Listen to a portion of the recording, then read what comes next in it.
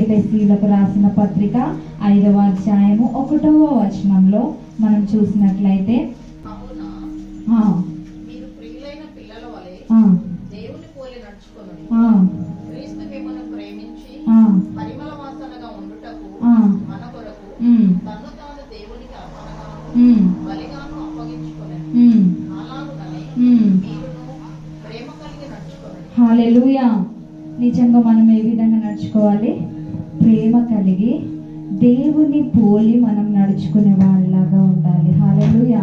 కావున మీరు ప్రియులైన పిల్లల వలె. దేవుని దృష్టిలో మనం ఎవరము? ఆయనకు ప్రియులమైనటువంటి పిల్లలం అంట. ఆయన మనల్ని ఎంతో ప్రేమిస్తున్నాడు. ఆయన ప్రేమించకపోతే మన కొడుకు ఎందుకు చచ్చిపోతాడు? ఆయన చచ్చిపోడు కదా. అసలు ఎవరైనా ప్రాణం పెట్టేంత ప్రేమిస్తారా మనని? ఆ విధంగా ప్రేమించే వాళ్ళు ఎవరైనా ఉన్నారంటే యేసుక్రీస్తు ప్రభు అయ్యే ఉంటున్నాడు. హల్లెలూయా. అందుకే ఆయన ఏం చెప్తున్నానంటే, మీరు నన్ను పోలి నడుచుకోనండి, నా ప్రేమను, నా దయను, నా యొక్క పరిమళ వాసనగా మీరు ఉండుటకు నేను మిమ్మల్ని ఏర్పరచుకొని ఉన్నా.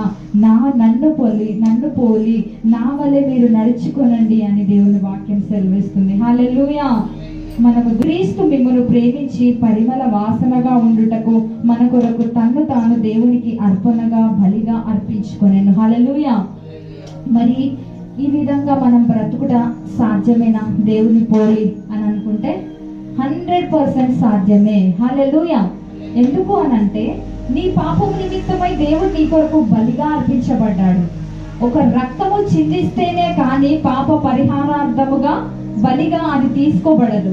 కాబట్టి యేసుక్రీస్తు ప్రభుని ఎవరైతే సొంత రక్షకునిగా అంగీకరించి బాప్తిస్మము తీసుకొని ఆయన రక్తంలో, ఆయన శరీరంలో ఎందరైతే పాలిభాగస్తులు అవుతున్నారో వారందరూ కూడా పాపము నుంచి విడిపించబడి, శాపము నుంచి విడిపించబడి, అందరికి పరిశుద్ధాత్మ అనేది దేవుడు కలిగించి ఆయనను ప్రేమ గల మనసులోనికి ఆయన తీసుకువెళ్ళడానికి ఆయన సమర్థుడై ఉంటున్నాడు. హల్లెలూయా. ఆయనను పోలి నడుచుకొనుటకు ఆయన కృప చూపించే వాడిగా ఉంటున్నాడు. హల్లెలూయా.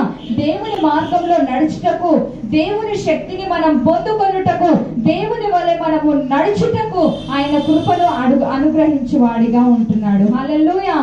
దేవుడు మన కొరకు రక్తమును చిందించిన తర్వాత ఇది మనకు సాధ్యమే. చాలా మంది అంటూ ఉంటారు ఏంటంటే, ఇంత మంచి కార్యాలు ఇవన్నీ నా వల్ల ఏమైతలేవు, నా మనుషుల వల్ల ఏమైతాయి, ఆయన దేవుడు కాబట్టి చేసిండు, నాతోనేమైతుంది, అంత మంచిగా జీవించాలంటే నా వల్ల ఏమైతుంది, ఆయన దేవుడు కాబట్టి ఆయన చేసిండు, ఆయన దేవుడు కాబట్టి ఆయన జీవించగలిగిండు, అంత ప్రేమ చూపించగలిగిండు, నా వల్ల కాదు అని చాలా మంది క్రైస్తవులు కూడా చెప్పి ఉంటారు. నేను చాలా విన్నాను.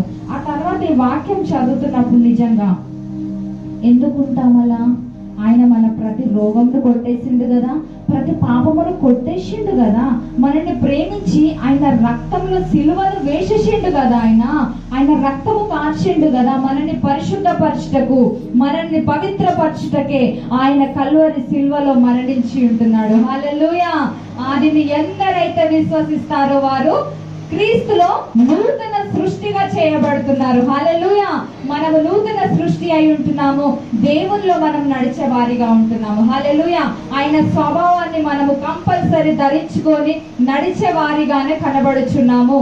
హల్లెలూయా. మనల్ని ఎవరినైనా అడిగినట్లయితే దేవుని స్వరూపమందు మనము ఎంత మారితే, మనకెంత అవకాశం ఉంటే, మనకెంత ఆశ ఉంటే నిన్ను అంత మార్చడానికి ఆయన సిద్ధంగా ఉన్నాడు. హల్లెలూయా.